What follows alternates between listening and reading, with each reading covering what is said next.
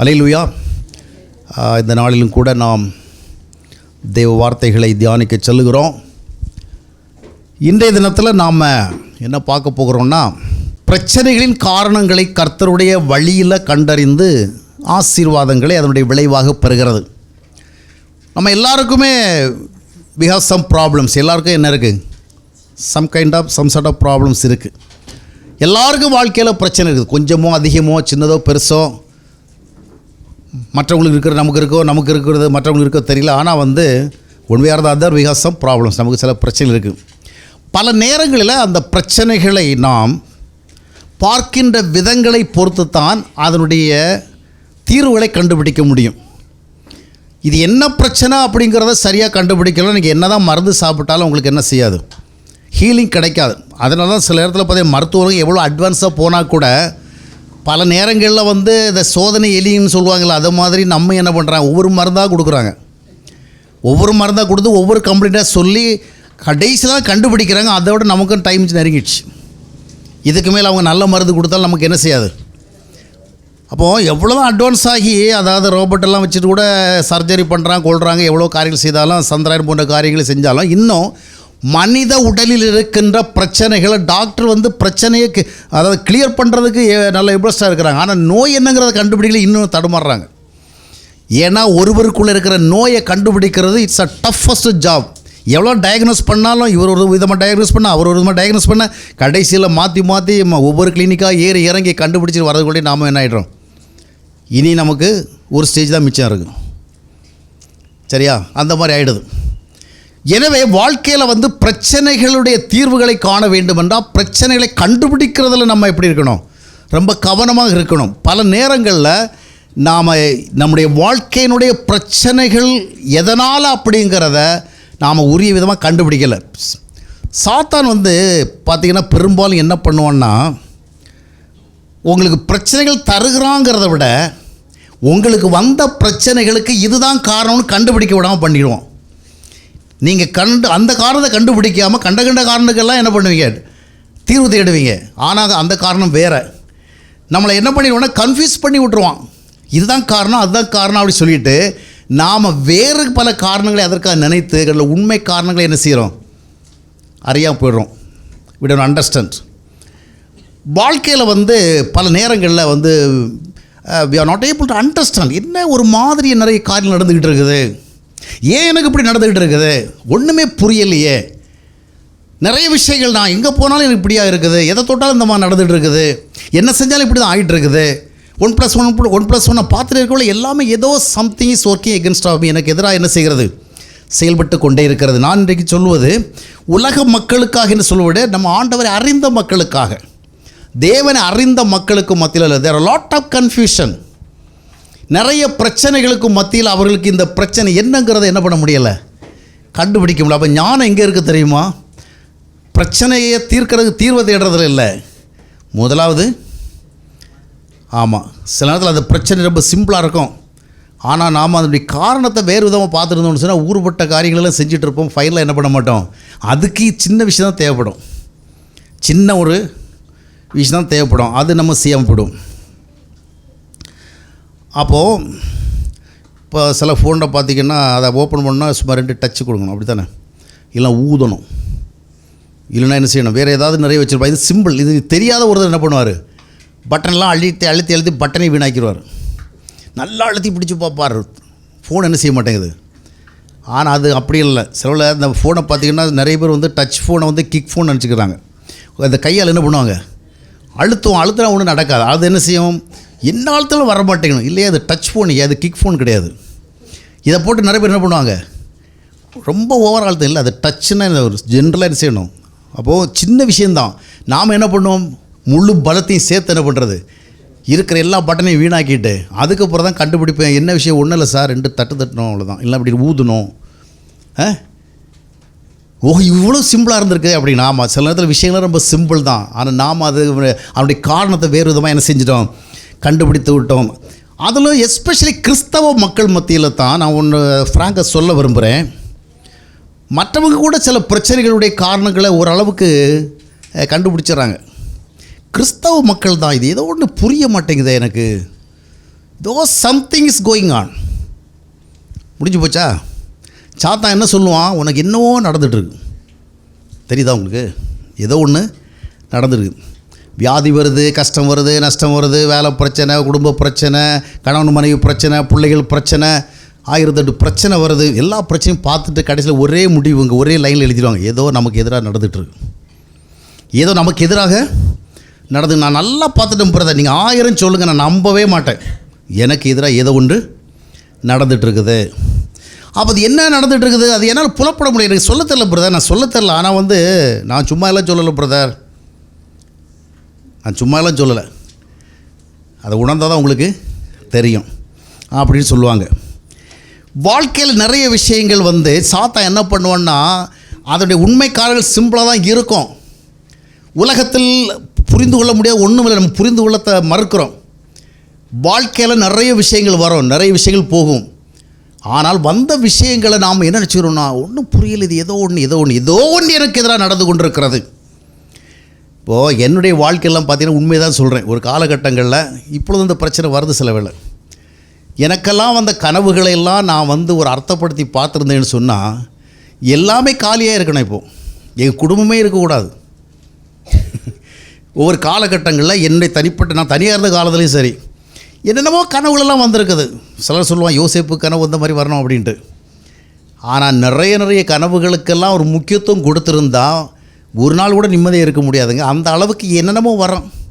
அப்புறம் தான் ஒரு காலகட்டத்தில் எனக்கு இது விளக்கமே புரியலை. என்னடா நம்ம பைபிள் படிக்கிறோம், ஜெபம் பண்ணுறோம், கர்த்தரை தேடுகிறோம், இவ்வளவு கர்த்தருக்குள்ளே இருக்கிறத நல்லாவே உணர்கிறோம், ஃபீல் பண்ணுறோம். ஆனால் நைட்டில் தூங்க போனால் மட்டும் என்னென்னமோ நடக்குதே அப்படிலாம் சிந்தித்த காலங்கள் உண்டு.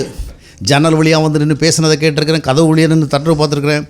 அப்புறம் தான் நிறைய விஷயம் கண்டறிந்தேன். மனிதனுடைய உடலுக்குள் சில பிரச்சனைகள் இருந்தாலும் நிறைய கனவுல என்ன செய்யும், உங்களுக்கு பிபி ப்ராப்ளம், உங்களுக்கு அல்சர் ப்ராப்ளம், கேஸ்ட்ரிக் ப்ராப்ளம், உங்களுக்கு லங்ஸில் லிவரில் ப்ராப்ளம், கிட்னியில் ப்ராப்ளம், இந்த மாதிரி நிறைய ப்ராப்ளம் இருக்கும் பொழுது நிறைய விதமான ரிலேட்டட் என்ன செய்யும், இதுக்கு ஊடால சில வேறு விதமான கனவுகளும் வரும். ஆனால் பெரும்பாலான கனவுகளுக்கு என்ன இல்லை, அர்த்தங்களே கிடையாது, விளைவுகளும் கிடையாது. ஆனால் அந்த கனவுகளை பார்க்கும் பொழுது ரொம்ப அர்த்தப்படுத்தி யோசிக்கிற மாதிரி இருக்கும். அப்படியே பார்த்த உடனே எழும்பி உட்காந்து ஐயோ ரொம்ப தெளிவாக விஷயம் சொல்லப்படுதே, உட்காந்து யோசிக்கணும். ஆனால் ஒன்றுமே கிடையாது, நத்திங் இஸ் தேர். புரிகிறதா? சரி, எதற்கு சொல்லுங்கன்னா, வாழ்க்கையில் நிறைய நேரங்களை நம்ம புரியாத, புலப்படவில்லை, கண்களுக்கு தோன்றாத, உணர்வுகளுக்கு எட்டாத ஏதோ ஒன்று எதிராக இருந்து கொண்டிருக்கிறது. வாழ்க்கையில் பலதை ஒன்று சொல்கிறேன், நிழல்களுக்கு நாம் முக்கியத்துவம் கொடுக்குறோம், நிஜங்களுக்கு முக்கியத்துவம் கொடுக்கலை. We are giving more importance to the shadows, not the reality. உங்கள் வாழ்க்கையில் ரியாலிட்டி எது, ஷேடோ எது? ஷேடோன்னா நிழல் பார்த்தீங்கன்னா ஒவ்வொரு நேரம் ஒவ்வொரு விதமாக இருக்கும். நீங்கள் அந்த செலவில் நடந்து போய் பாருங்கள், உங்கள் நீளம் எவ்வளோ தெரியுமா? அந்த ஷேடோவில் அவ்வளோ நீளம் இருக்கும் இல்லையா? பார்த்துருக்கீங்களா? நான் எங்கே அதெல்லாம் பார்த்துட்டு இருக்கிறேன். செலவில் நிழல் எவ்வளோ இருக்கும், நீளமாக இருக்கும். சில பார்த்தீங்கன்னா குட்டையாக இருக்கும். செலவில் பார்த்தீங்கன்னா இந்த பக்கம் இருக்கும், செலவில் இந்த பக்கம் இருக்கும். செலவில் இருக்கவே இருக்கா. நீங்கள் இந்த நிழல்களின் அடிப்படையில் உங்களை ஒருபோதும் என்ன செய்ய முடியாது, புரிந்து கொள்ள முடியாது. நிழல்கள் சூழ்நிலைக்கு ஏற்றபடி என்ன செய்யும், ஆமாம், அந்த லைட் எப்படி எக்ஸ்போஸ் ஆகுதோ அதை பொறுத்து தான் நிழல்கள் என்ன செய்யும், உருவாகும். நம்முடைய ரியாலிட்டிங்கிறது டிஃப்ரெண்ட். நீங்கள் எதை பார்க்கணும், நிழலை பார்க்கக்கூடாது இல்லையா? சில கண்ணாடிகளோடு பார்த்தீங்கன்னா, சில கண்ணாடி பார்த்தா நல்லா தான் இருக்குது, அதை நம்பிட்டு நல்லா இருக்குதுன்னு நினச்சிட்டு அவ்வளோதான். நான் ஒரு எக்ஸிபிஷனுக்கு போனேன், அப்போ தான் நினச்சேன், ஓ நான் இவ்வளோ நல்லா இருக்கிறேனா அப்படின்ட்டு. அது அந்த கண்ணாடியுடைய புண்ணியம். அப்புறம் பார்த்தா அடுத்த கண்ணாடியில் போனால் அவ்வளோ விகரஸ், இவ்வளோ மோசமாக இருக்கிறேனா இல்லை. இது அந்த எக்ஸிபிஷனில் அவங்க என்ன பண்ணியிருக்கிறான், ஒரு கண்ணாடி பார்த்தா அவ்வளோ உயரம், ஒரு கண்ணாடியில் பார்த்தா அவ்வளோ குட்டை, ஒரு கண்ணாடியில் பார்த்தா லீனாக காட்டுது, ஒரு கண்ணாடியில் போனால் குண்டா காட்டுது. ஆக இந்த கண்ணாடிகளையும் இந்த நிழல்களையும் பார்த்தால் உங்களுடைய வாழ்க்கையை நீங்கள் கவனிக்க வேண்டியது, உங்களை பாருங்கள், நிஜங்களை பாருங்கள். நம்முடைய வாழ்க்கையில் நிறைய விஷயம் நமக்கு புரிஞ்சிக்கவே முடியலை. ஏன் புரிஞ்சிக்க முடியலை தெரியுமா? நாம் எதை பார்த்துட்டு இருக்கிறோம், நமக்கு புரிந்து கொள்ள முடியவில்லை என்று எண்ணப்படுகின்ற நிழல்களை பார்த்து கொண்டே இருக்கிறோம். ஏதோ ஒன்று வேலை செய்துங்க, நல்லா நம்ம அதை ஃபீல் பண்ணிட்டு தான் இருக்கிறோம். நிறைய கிறிஸ்தவர்கள் எதை ஃபீல் பண்ணிட்டு இருக்கிறாங்க, அவங்களுக்கு எதிராக ஏதோ ஒன்று செயல்பட்டு கூட, something is working against of them, they are able to feel that. நல்லா எனக்கு உணருது, ஜெபிக்கிற வழியை நான் அதை உணர்ந்தேன். சர்ச்சில் இருக்கிறவளை உணர்ந்தேன், பைபிள் படிக்கிறவளை உணர்ந்தேன், நடக்கிறவளை உணர்ந்தேன். நடந்தாலும் இருந்தாலும் எழுந்தாலும் எதை உணர்கிறோம்? நல்லா கவனிங்க. நான் இதை கொஞ்சம் நிறையவே பேச விரும்புகிறேன்.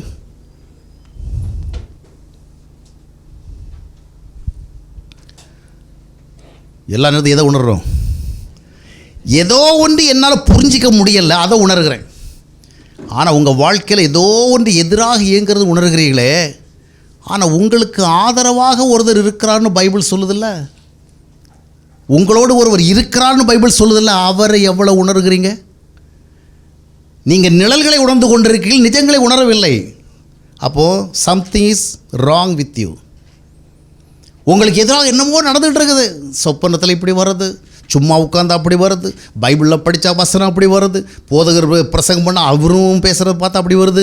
மொத்தத்தில் கூட்டி கழித்து பார்த்தா நல்லாவே தெரியுது ஏதோ ஒன்று எனக்கு எதிராக ஏதோ ஒரு சக்தி இயங்கி கொண்டிருக்கிறது. இருக்கட்டும் சார், ஏதோ ஒரு சக்தி இயங்கி கொண்டிருக்கட்டும். உன்னுடைய சக்தி என்ன? நீ ஒரு நிழலோடு வாழ அழைக்கப்பட்டாயா, ஒரு நிஜத்தோடு வாழ அழைக்கப்பட்டாயா? கர்த்தனுடைய வாழ்வில் இருப்பது நிஜமாக நிழலா? நிழல் என்பது நெகட்டிவ், எதிராக செயல்படுறது நிழல். உனக்கு கண்டுபிடிக்க முடியலை. அது ஒரு நேரம் அப்படி இருக்குது, ஒரு நேரம் இப்படி இருக்குது. ஆனால் நிஜங்கள் எப்பொழுதும் ஒரே விதமாக இருக்குது. அப்படி தானே? உன்னுடைய வாழ்வில் நிஜம் எது, நிழல் அது. ஆக ஏதோ ஒன்று என் வாழ்வில் இருக்குது, ஏதோ ஒன்று வாழ்வில் இருக்குன்றெல்லாம் நாம் ஒரு பிரமைக்குள்ளே செல்லுகிற பொழுது ஆக்சுவலி நம்ம என்ன அதில் பார்க்குறோன்னா, ஏதோ உங்கள் வாழ்க்கையில் இரண்டு இல்லை. உங்கள் வாழ்க்கையில் இரண்டு விஷயங்கள் இல்லை என்றால் ஒரு விஷயம் இருக்கும். அது என்ன தெரியுமா? அது உங்களுக்கு விளங்காது. புரிகிறதா? இப்போ நீங்கள் பிரசங்கம் பண்ணுறது எனக்கு விளங்கலையே பிரதர், என்ன தான் காலைல ஆரம்பிச்சிங்க, இல்லை உங்களுக்காவது விளங்குதா அப்படி கேட்குறீங்களா? விளங்கிட்டீங்களா? என்ன பாலபுரம் விளங்கிச்சா? பாபு விளங்கிச்சா? விளங்கிட்டே இருக்குதா? சரி. வாழ்க்கையில் என்னமோ ஒன்றுன்னு கண்டுபிடிக்க முடியாத ஒன்று உங்கள் வாழ்க்கையில் எங்கே இருக்குன்னு சொன்னால், உங்கள்கிட்ட ரெண்டு விஷயம் இல்லை. ஒன்று விசுவாசம் இல்லை. You don't have the right faith. விசுவாசம் இருந்தால் என்னோட கர்த்தர் இருக்கிறார். எது எப்படி தோன்றினால் என்ன, எது எப்படி உணர்ந்தால் என்ன, எது எப்படி வந்தால் என்ன, எது எப்படி போனால் என்ன, யார் எப்படி எனக்கு செய்தால் என்ன, யார் எப்படி எனக்கு சிந்தித்தால் என்ன, ஒன்றும் இல்லையே. கர்த்தர் என்னோடு இருக்கிறார். இல்லையா? I am with my God. அதுதான் நிஜம். நிஜங்கள் உங்களுடைய வாழ்க்கையில் லைவாக இருக்கணும். அது இல்லைன்னு சொன்னால் நிழல்கள் உங்கள் வாழ்க்கையில் எப்படி இருக்கும்? உங்களை பதட்டப்படுத்திகிட்டே இருக்கும், உங்களை கலக்கப்படுத்திகிட்டே இருக்கும். ஆக இதிலேருந்து ஒரு டெலிவரன்ஸ் நமக்கு வரணும். இது யாருடைய ட்ராப் தெரியுமா உங்களுக்கு? பிசாசானுடைய ட்ராப். அவன் என்ன பண்ணுறான்னா, புரிந்து கொள்ள முடியும், அறிந்து கொள்ள முடியும், கண்டுபிடிக்க முடியும், ஆனால் கண்டுபிடிக்கக்கூடாது. கண்டுபிடிச்சோன்னா கதை காலி, நம்ம வேலை நடக்காது. இல்லையா? நான் ஏற்கனவே சொன்னேன், 4 டாக்டர் போட்டு என்ன செய்ய முடியும்? நம்ம நோயை கண்டுபிடிக்கல, கண்டுபிடிக்கிறவங்கள கதை காலி. ஆக ஏதோ ஒன்று நடக்கிறதில்ல. நமக்கு விசுவாசம் இருந்தால் என்ன நடந்தாலும் சரி, ஃபைனலி ஐ வில் ட்ரைம் ஓவர். நான் தான் ஜெயிப்பேன், நான் ஸ்டாண்ட் பண்ணுவேன். ஏன்? என்னோட கர்த்தர் இருக்கிறார். எவைகள் எப்படி பார்க்கப்பட்டாலும் உணரப்பட்டாலும், நான் சொன்னேன் சொப்பனங்களை பற்றி சொன்னேன். காலகட்டம் கிடந்த பிறகு எனக்கு எவ்வளோ டெரிபிள் சொப்பனம் வந்தாலும் கொஞ்ச நேரம் எனக்கு அந்த சிந்தனை வரும். அதுக்கு பிறகு இது ஒன்றுமே கிடையாது, நம்மோட ஆண்டவர் இருக்கிறார். அல்லேலூயா. அவர் தான் தீர்மானிக்கிறார். இது இப்படி தோன்றதுனால அப்படி தோன்றதுனால அல்ல. புரிகிறதா? என்னோட கர்த்தர் இருக்கிறார். அவர் தான் என்னுடைய வாழ்வை டிசைட் பண்ணுறவர். He is the only deciding authority, not the dreams, not the feelings. இது என்ன பிரச்சனை? இந்த மாதிரி இருக்கிறவள்ள இந்த இதுதான் இந்த கிறிஸ்தவ உலகத்தில் நிறைய ஊழியக்காரர்களுக்கு பிழைப்பே இதில் தான் ஓடுது. எதில் பிழைப்பு? இந்த விசுவாசிகளுக்கு என்னமோ ஒன்று புரியலை, அது அவங்களுக்கு புரியுது. என்ன புரியுதுன்னா, இவங்களுடைய பலவீனம் புரியுது. இவர்கள் தங்களுடைய வாழ்க்கையினுடைய பிரச்சனைகளை, உண்மையான காரணங்களை கண்டறிய மாட்டார்கள். கண்டறியாமல் இப்படி ஏதோ ஒன்று இருக்குன்னு நினைக்கிறாங்களா, அந்த ஒன்றை தான் நான் சொல்கிறேன்னு கூட்டி விடுறாங்க. அவர் என்ன சொல்கிறார்? உங்கள் வீட்டில் உங்களுக்கு எதிராக யாரோ ஒரு என்ன பண்ணியிருக்காங்க, என்னமோ செஞ்சுருக்கிறாங்க, என்ன பண்ணியிருக்கிறாங்க, என்னமோ என்ன செய்கிறது உங்களுக்கு எதிராக நடந்து கொண்டிருக்கிறது. யாரோ உங்களுக்காக பில்லி சூரியம் பண்ணியிருக்கிறாங்க. யாருங்க அவர்? அது சொல்ல மாட்டார். அது சொல்லக்கூடாது சிஸ்டர், கர்த்தர் மறைக்க சொன்னார். இப்போ நிறைய தீர்க்கதரிசி என்ன பண்ணாங்கன்னா, நடந்து முடிஞ்சவரை இப்போ ஒரு நம்ம ஆளுங்களுக்கு ஒரு புதிய ஒரு ஸ்டைல் உருவாயிருக்கு. நிறைய விஷயங்கள் சொல்கிறாங்க, நடக்க மாட்டேங்குது. சொல்லாத விஷயங்கள் நடக்குது. நடந்த பிறகு சொல்லுவாங்க, எனக்கு தெரியும். ஆண்டவர் சொன்னாருங்க என்கிட்ட. சொன்னால் சொல்லியிருக்கணும்ல டேரில். இப்போ புயல் கூட வந்துச்சுன்னா நீ சொல்லிக்கலாம்ல, எனக்கு அப்போவே சொன்னார் சென்னையில் வந்து என்ன செய்யும், முந்தின மழைகளை போல இந்த முறை மழை ஒரே நாளில் என்ன ஆகிடும், சென்னையை ஒரு வழி பண்ணிடணும் ஆண்டவர் சொன்னார். ஏன் சொல்ல, ஆண்டவர் என்ன சொன்னால் சொல்லாத வச்சுக்கிட்டார். நீ ஜெபம் மட்டும் பண்ணு, என்ன செய்யாத, சொல்லாத. ஏன்னா நாம் வந்து தீர்க்கதரிசிக்கிற ஸ்தானத்தை விடுறது மாதிரி ஐடியாவே இல்லை. எத்தனை நான் சொல்லி நிறைவேறாமல் போனாலும் சரி, நான் தீர்க்கதரிசிங்கிற பேரை விட்டு கொடுக்கவே மாட்டேன். இப்போ ஜனங்களுடைய இந்த பலவீனத்தை அறிஞ்சு வச்சுருக்கிறாங்க. ஜனங்கள் வந்து ஏதோ ஒரு சின்ன விஷயம்னாலும் ஏதோ ஒன்று நடக்குது, புரியலை, ஏதோ ஒரு பில்லி சூனியம், ஏதோ ஒரு சாபம், அதனால தான் இந்த ஆளுக்கு கூட்டு என்ன பண்ணுறாங்க, யாரோ உங்களுக்கு என்ன பண்ணியிருக்காங்க. அப்போ நாம் என்ன பண்ணுவோம், யோசித்து பார்ப்போம். நமக்கு யார் எதிராக இருக்கிறாங்க. சலைத் சிஸ்டர் அடி ஒரு விதமாக என்னை பார்த்தாங்க, ரமணி சிஸ்டருடைய பார்வையே சரியில்லையே, நியூட்டன் சிரித்த வேலையே நினச்சேன், இந்த சிரிப்பு சரியில்லாத சிரிப்பு அப்படின்ட்டு. ஏன் நம்ம தீர்க்கதரிசியாக என்ன பண்ணுறாரு, உன் கூட பேசி பேசி இருக்கிற ஒருத்தரே உனக்கு பண்ணியிருக்கிறார். உன்னை பார்த்தா நல்லா சிரிக்கிறாங்களா ஒருத்தங்க, அவங்களே பண்ணிக்க. நம்ம அப்போ கற்பனை பண்ணி பார்க்குறோம், யார் யார் நம்மளை பார்த்தா ஒன்று சிரிக்கிறாங்க. அட 4-5 பேர் இருக்கிறாங்களே, இந்த லிஸ்ட்டில் யாரை எடுக்கிறது. அப்புறம் உட்காந்து அதுக்கு ஒரு ஜெபம், ஆண்டவர் இந்த 5 பேரில் யார் என்று காட்டும். இந்த 5 பேர் என்னை ஒரு இதை பார்க்கும்போதுலாம் சிரிக்கிறார்கள், இதில் யார், அதுக்கு ஒரு தீர்க்கதரிசி வேணும். இப்படியாக நம்ம ஆளுகள் என்ன பண்ணுறாங்கன்னா, நம்ம ஆளுகள் மத்தியில் வந்து ஏதோ ஒன்று இருக்குது, ஏதோ ஒன்று இருக்குது, ஏதோ ஒன்று சொன்ன நான் சொல்கிறேன் வா. இந்த ஊரில் இருக்கிற கள்ளசாமிகளுக்கு பிழைப்பெல்லாம் இதில் அங்கே இதில் தான் ஓடிட்டுருக்கு. அப்போ அந்த அவங்க போய் என்ன பண்ண, உனக்கு ஒரு சாபம் இருக்குது, உனக்கு ஒரு யாரோ ஒரு என்ன பண்ணுறாங்க. இந்த குமரி மாவட்டத்தில் போய் பார்த்திங்கன்னா ஒரு வார்த்தை அந்த காலத்தில் இந்த காலத்தில் இருக்கிற கம்போரும்பாங்க, இருக்குதா? கம்போர், கேம்பிரிட்ஜா, கம்பேரா, கண் பேரா? ஓஹோ, கண் பேர்னா கண்ணுக்கு பேரா, கண்ணை போட்டா, ஓஹோ கண் வச்சுட்டாங்க, கண்ணு போட்டாங்க. அதனால தான் இந்த சில வீடு கட்டுறவளை கூட பார்த்திங்கன்னா முதல்ல என்ன பண்ணுவாங்க, ஒரு பொம்மை செஞ்சு வைப்பாங்க, ஒரு பானையில் என்ன செய்வாங்க, 1000 புள்ளி குத்தி அதில் கவுத்து வச்சுருப்பாங்க, எதுனோ பண்ணுவாங்க. அப்போ இந்த மாதிரி கொஞ்சம் பேர் என்ன பண்ணாங்க, கண் பேரா? சரி, உங்கள் ஆளுக்கு ஒன்று கேட்டாலே எனக்கு ஒரு வெளியிடம், இதே பெரிய குழப்பமாக இருக்குது. அதாவது ஏதோ கண்ணால் பார்த்தாலும் என்ன ஆகிடுமா. அப்போது சிலர் பார்க்குற பார்வை அதுக்கப்புறம் யோசித்து பார்த்தோம், அவங்க பார்த்த வேலையை தெரிஞ்சு. நிறைய பிள்ளைகள் இருந்து பார்த்திங்கன்னா நெத்தியில் போட்டாச்சா ஒரு நியாயம் இருக்குங்க, இங்கே எதுக்கு வைக்கிறாங்க, அதில் வர என்ன பண்ணுறாங்க, கண்ட இடத்துலலாம் வைக்கிறாங்க. ஒரு பக்கமாக அட்டாக் பண்ணக்கூடாது, இந்த பக்கம் வச்சு அந்த பக்கம் வச்சு பிள்ளைக்கு ஃபேஸே என்ன பண்ணிடுறாங்க, வீணாக்கிறாங்க. உருப்படாத ஐதீகங்கள், சரியா? ஆக இன்றைக்கி நிறைய கள்ள தீர்க்கதரிசி என்ன பண்ணுறேன்னா, இவருடைய பலவீனத்தை அறிந்து கொண்டு தான் உங்களுக்கு எதிராக ஏதோ ஒன்று இருக்குன்னு சொல்லி அதுக்காக நான் உபவாசம் ஜெபம் பண்ணுறேன் அப்படின்னு அவங்க நம்ம வீட்டுக்கு வந்து நம்ம வீட்டில் ஜெபம் பண்ணி, அதுவும் ஒவ்வொரு அறையிலேயே வந்து ஜெபம் பண்ணி எல்லா அறையில் இருக்கிறதையும் பார்த்துட்டு போடுவாங்க. ஆமாம், ஏன்னா நம்ம இந்த அறையில் தான் ஒரு பிரச்சனை இருந்தது, இந்த அறையில் ஒரு பிரச்சனை, இந்த அறையில் வர்றதான் எனக்கு ஒரு கருப்பு உருவத்தை பார்த்தேன், இந்த அறையில் வரலாம் கால் அங்கே சவுத்தில் இடிச்சுது. அப்போ அவங்க ஒவ்வொரு அறையாக வந்து நிலைமை நல்லா புரிஞ்சு வச்சுருப்பாங்க. ஓஹோ இவ்வளோ விஷயம் உங்கள் வீட்டில் இருக்குன்னு உங்களை நல்லா என்ன செய்வாங்க, பால் கறக்கிற மாதிரி உங்கள்கிட்ட இருக்கிறதெல்லாம் கறந்துருவாங்க. சரியா? அருமையானவர்களே, வாழ்க்கையில் ஏதோ ஒன்று இருக்கிறது, ஏதோ ஒன்று இருக்கிறது. உங்களுடைய பிரச்சனைகளுக்கு நீங்கள் காரணத்தை சொல்லுவீர்கள் சொன்னால் உங்கள் வாழ்க்கையில் 2 இல்லை, ஒன்று விசுவாசம், இன்னொன்று சத்தியம் இல்லை. எது உண்மையோ உண்மையின் அடிப்படையில் உங்களுக்கு ஒன்றும் தெரியவில்லை, உங்களுக்கு எதையும் சரியாக பார்க்கறதுக்கு தெரியல. You don't have any light. சத்தியம் இல்லைன்னா வெளிச்சம் இல்லை, விசுவாசம் இல்லை, வெளிச்சம் இல்லை. நீங்கள் எப்பொழுதும் இருளை குறித்து இவ்வளோ பதட்டம் அடைகிறீர்கள், அதை குறித்து இவ்வளோ கதை யோசிக்கிறீர்கள். ஏன் உங்களோட ஆண்டவர் இருக்கிறார் நம்புகிறீர்களே, அந்த நிஜத்தை குறித்த நம்பிக்கை எங்கே போய்விட்டது? அந்த நிஜம் உங்கள் வாழ்க்கையில் ஏன் ஆக்டிவாக இல்லை? அந்த நிஜத்தை குறித்த ஒரு சிந்தனையே இல்லை. உங்களுக்கு என்ன இல்லை? விசுவாசம் இல்லை, சத்தியம் இல்லை. சத்தியமும் விசுவாசமும் இருக்கிற இடத்துல மனம் தெளிவாகவே இருக்கும். அல்லேலூயா. மனம் தெளிவாக இருக்கணும். மனத்தெளிவை ஏற்படுத்தும். நம்முடைய பிரச்சனைகளை விட அதிகமான பிரச்சனை என்னவென்று சொன்னால், இந்த பிரச்சனைக்கு பின்னால் ஏதோ ஒன்று இருக்குது, ஏதோ ஒன்று இருக்குது, ஏதோ ஒன்று இருக்குது. இல்லை, ஏதோ ஒன்று இல்லை, ஏதோ ஒன்று இல்லை. அதை நீங்கள் சொல்லணும். விசுவாசம் இல்லை, சத்தியம் இல்லை. நிஜமாகிய கர்த்தரை குறித்த ஒரு விசுவாசம் உங்களுக்கு இல்லை. நிஜமாகிய கர்த்தரை குறித்த சத்தியம், அந்த உண்மை உங்களுக்கு தெரியவில்லை. நீங்கள் எப்பொழுதுமே நிழல்களையே அசஸ் பண்ணிகிட்டு இருக்கிறீங்க. வாழ்நாள் முழுவதும் இதையே நீங்கள் செய்து கொண்டிருப்பீங்க. எனவே இன்றைக்கு நாம் இது போன்ற காரியங்கள் மனம் திரும்பும்படியாக ஆண்டவர் நம்மை அழைக்கிறார். நிறைய பேர் சொல்லலாம், பில்லி சூனி இருக்கு பிரதர், நான் உங்களுக்கு தெரியாது, நான் அனுபவித்தேன் அப்படின்னு. இல்லை, கர்த்தருக்குள் எந்த மந்திரவாதமும் இல்லை அப்படிங்கிறனால பைபிள் சொல்லுது. யாக்கோபுக்கு எதிரான மந்திரவாதம் இல்லை, இஸ்ரவேலுக்கு எதிரான குறி சொல்லுதல் இல்லை அப்படி பழைய ஏற்பாட்டு காலத்தில் சொல்லியிருக்குது. கலாத்தியர் 3:13 என்ன சொல்லுகிறது? வாசியுங்கள். உங்களுக்காக ஆண்டவராக இயேசு கிறிஸ்து சிலுவையில் இரத்த சிந்தின பொழுது என்ன நடந்தது?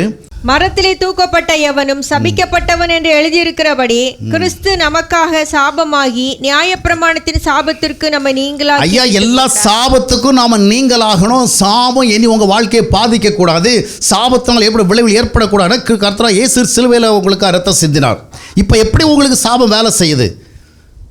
ஆண்டவர் உங்களோடு இல்லாமல் இருந்தால் வேலை செய்யலாம். சாபம் இருந்தால் கூட ஆண்டவர் உங்களோடு இல்லாதனால தான் என்ன செய்யும். அப்போ ஆண்டவர் உங்களோடு ஏன் இல்லை அதைத்தான் யோசிக்கணும். அப்போ ஆண்டவரோடு நீங்கள் இருந்தால் ஏதோ ஒன்று நீங்கள் சிந்தித்து பாருங்கள். சைக்கலாஜிக்கலியே உங்களுக்கு நிறைய வரும், உங்கள் கண்களுக்கு நிறைய தோன்றும். புரியுதா உங்களுக்கு?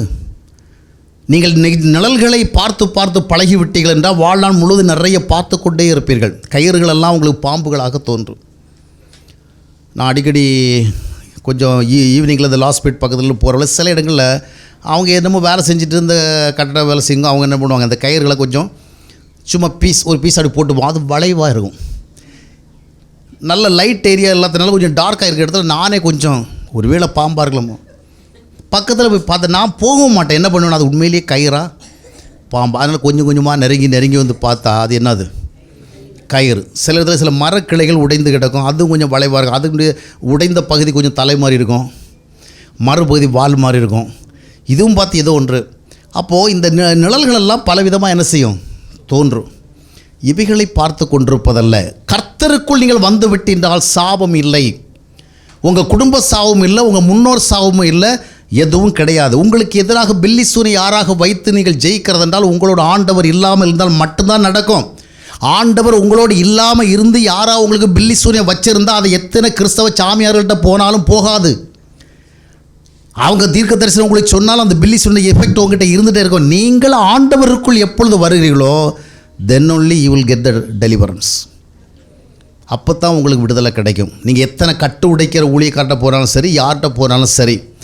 எனவே முதலாவது பிசாசனுடைய வேலை என்னன்னு சொன்னால் பயத்தை, பதட்டத்தை, கலக்கத்தை, குழப்பத்தை ஏற்படுத்தும்படியான ஒரு காரணத்தை உங்களுக்கு கொடுக்கிறது. சாபம், பில்லி சூனியம், கட்டு, ஆவி, இந்த மாதிரி நிறைய விஷயங்களை நீங்கள் காரணங்களாக கண்டுபிடிக்கிற வேலை என்ன ஆகிடும். நான் இவ்வளோலாம் சொன்னாலும் சிலர் சொல்லுவாங்க, இவருக்கு அந்த அனுபவம் இல்லை. நிறைய பேருக்கு பரிசுத்தாவின் அனுபவம் இருக்குதோ இல்லையோ, நிறைய அசுத்தாவி அனுபவம்லாம் இருக்குது, அவங்க அனுபவிச்சிருக்கிறாங்க. நான் என்ன சொல்கிறேன், நீங்கள் கர்த்தரோடு இருந்தால் இந்த அசுத்தாவினுடைய அனுபவங்களெல்லாம் ஏன் உங்களுக்கு இருக்குது?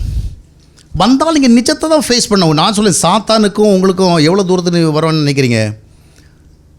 ஒரு புள்ளி தான்.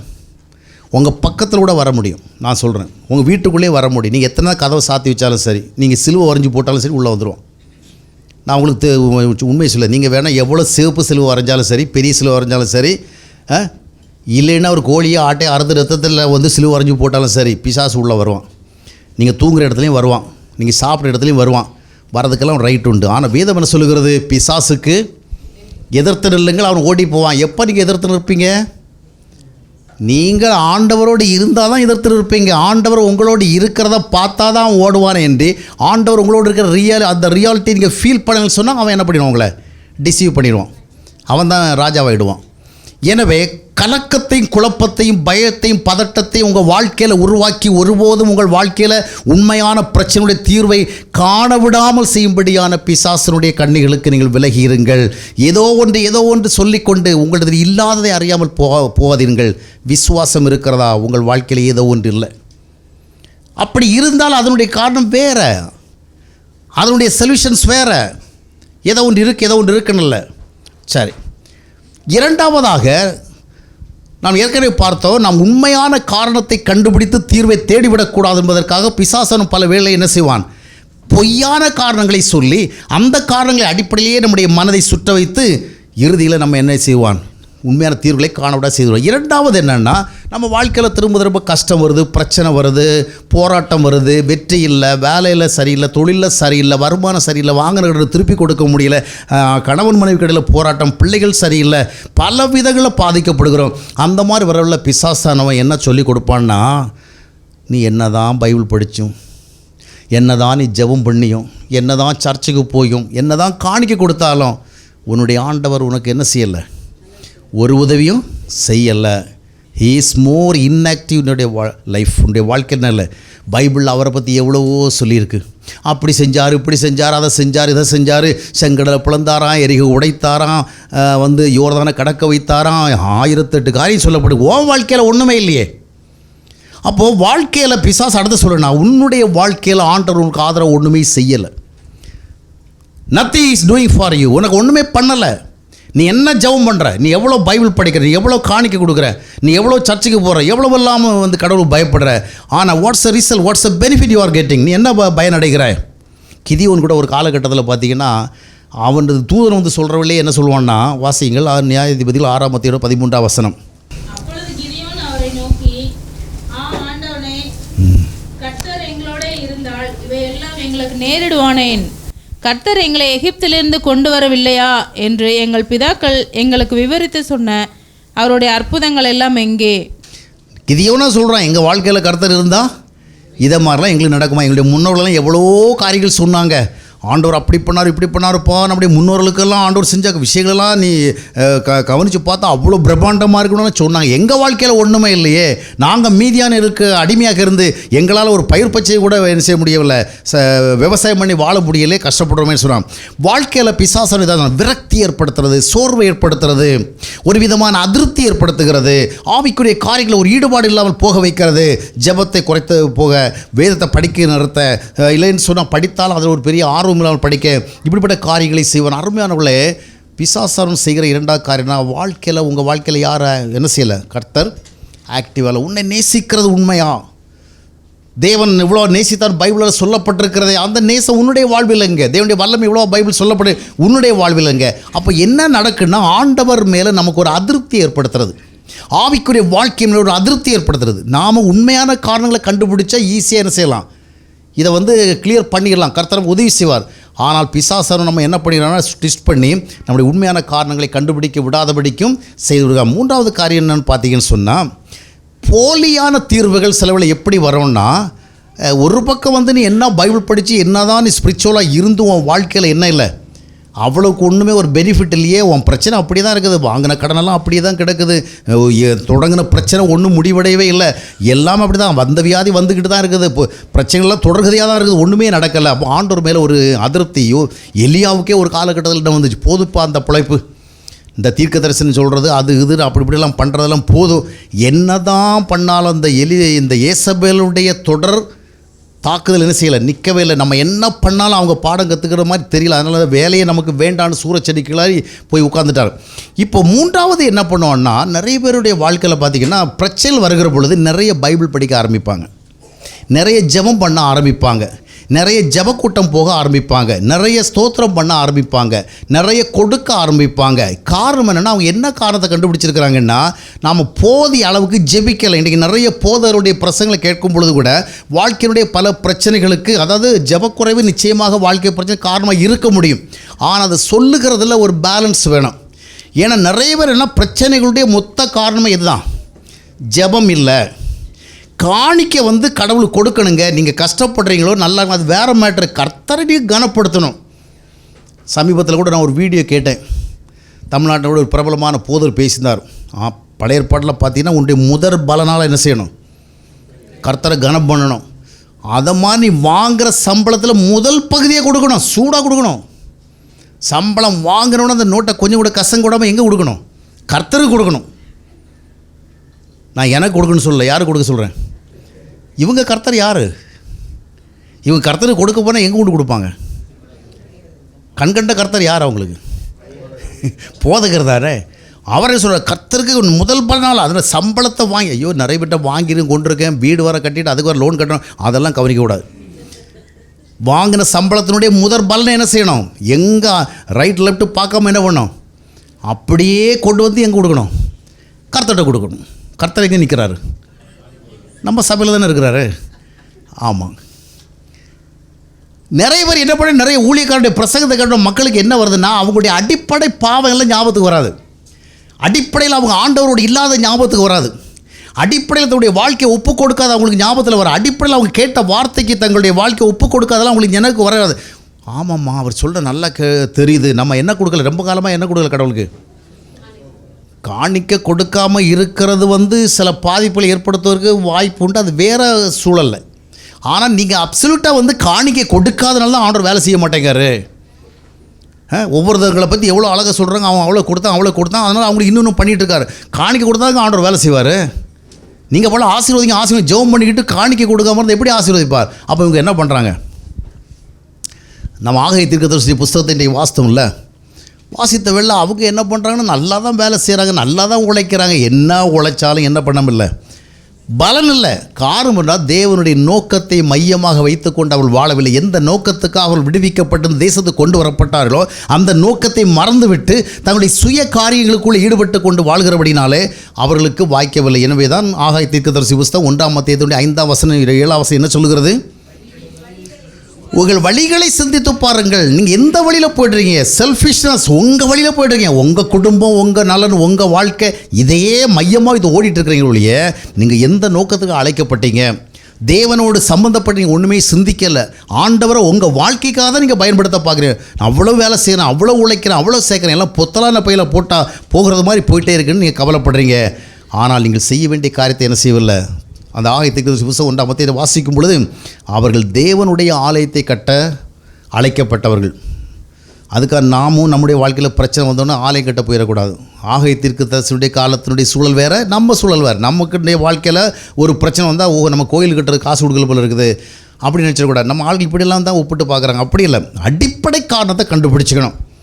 ஆகாய தீர்க்கதரிசி புஸ்தகம் 2ஆம் அத்தியாயத்தினுடைய 19ஆம் வசனத்தை வாசித்து பார்க்கும் பொழுது கூட இன்றைய தினத்தில் உன்னை என்ன செய்வேன் ஆசீர்வதி. இன்றைய தினத்திலிருந்து அதுக்கு முந்தின வசனங்கள்லாம் வாசித்து பார்க்கும் பொழுது நீ கடந்து போன காலங்களில் நடந்த உன்னுடைய வழிகளை என்ன செய்யணும்? யூ மஸ்ட் திங்க் அபவுட், அதை நீ சிந்தித்து பார்க்கணும்.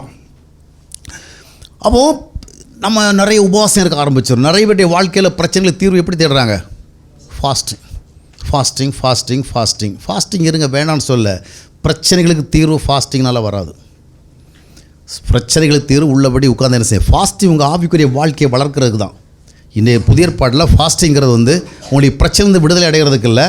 எஸ்தரையும் அவங்களையும் ஞாபகத்துக்கு கொண்டு வந்து அதெல்லாம் அது ஓல்ட் டெஸ்டமென்ட். நியூ டெஸ்டமென்ட்ல உங்களை வளர்க்கிறது, ஆவிக்குரிய ரீதியாக தேவனோட உறவுகள் வளர்க்க தான் ஃபாஸ்டிங். மற்றபடி நீங்கள் ஃபாஸ்டிங் இருந்தால் அப்புறம் நைட்டில் கனவு வராது, ஃபாஸ்டிங் இருந்தால் பிசாசு வராது அப்படின்லாம் போகக்கூடாது. முதலாவது ஆண்டவரோட உறவு வளர்க்கு தான் அது. அடிப்படை காரணங்களை கண்டுபிடிங்க. உங்களோட ஆண்டவர் இருக்க இயலுகிறதா? ஆண்டவரோடு நீங்கள் இணைந்து வாழ்கிறீர்களா? ஆண்டவர்களுடைய வாழ்க்கையை ஒப்பு கொடுத்தீர்களா? ஆண்டவரோட அனுதினம் பேசுகிறீர்களா, பழகிறீர்களா? இது போன்ற காரியங்களை சிந்தித்து பார்க்க வேண்டும். அதற்கு பதிலாக நான் ஜபக்கூட்டமாக போனால் எனக்கு ஆசீர்வாதம் வந்துடும், உபவாச கூட்டமாக போகிற ஆசீர்வாதம் வந்துடும், இல்லைன்னா அமாவாசை கூட்டம், பௌர்ணமி கூட்டம், நம்ம ஆளுகள் நிறைய கூட்டங்கள் நடத்துகிறாங்க, அங்கெல்லாம் போய் உட்கார்ந்தா இல்லை. நீங்கள் எத்தனை கூட்டத்துக்கு போனாலும் அடிப்படை பிரச்சனை வேறொன்றாக இருக்கும் பொழுது எத்தனை கூட்டத்துக்கு போனாலும் உங்களுக்கு விடுதலை வர, எத்தனை ஊழியக்காரங்க உங்கள் தலையில் கையை வச்சு ஜெபம் பண்ணாலும் சரி, உங்கள் வாழ்க்கையில் you can find the deliverance. உட்கார்ந்து ஆண்டுடைய சமூகத்தில் என்ன செய்யணும்? ஆண்டவரை, என்னுடைய சூழல்களுக்கு இது காரணம் என்ன? ஏன் என்னுடைய வாழ்வில் விதமாக நடைபெறுகிறது? ஏன் நான் போகிற இடமெல்லாம் இந்த விதமான விளைவுகளை பார்க்கிறேன்? என்னுடைய வாழ்வில் என்னுடைய கையின் பிரயாசங்களுக்கெல்லாம் ஏன் பலன் இல்லை?